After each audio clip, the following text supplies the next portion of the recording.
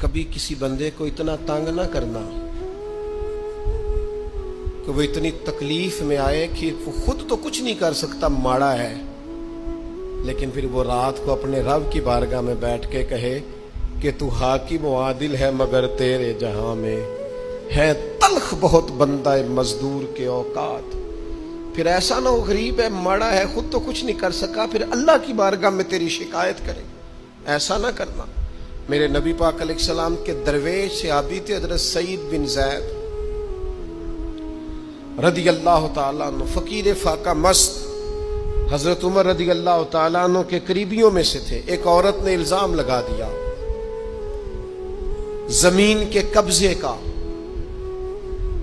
میں کیسے آپ سے کہوں کہ جب لوگ کسی ایسے شخص پر جس نے زندگی ساری دیانتداری سے گزاری ہو، لوگ الزام لگاتے ہیں نا، تو یہ بھی نہیں سوچتے ہم بات کس کے بارے میں کر رہے ہیں، کھلی ہوئی زبان ہوتی ہے، جو مرضی کہہ دیتے ہیں۔ حضرت سعید بن زید پر الزام لگا دیا، اتنا بڑا آدمی، محبوب کا صحابی، اور عورت نے الزام لگا دیا۔ اور جب اللہ والے بد دعا دیتے نہیں، لیکن جب کوئی تکلیف اتنی دے، کلیجہ پھٹ جائے، پھر بندہ کیا کرے؟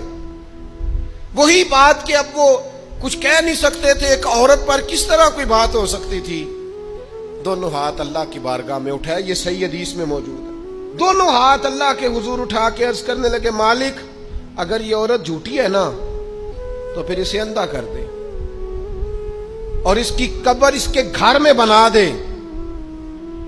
صحابہ فرماتے ہیں کہ حضرت سعید ابن زید کا تو وصال ہو گیا، زمانہ گزر گیا، لیکن ہم نے پھر اس بی بی کو اندھا ہوتے دیکھا ہے۔ پھر اس کے گھر میں کنواں تھا اور ہم نے اسے اپنے ہی گھر کے کنویں میں گر کے مرتے ہوئے بھی دیکھا ہے۔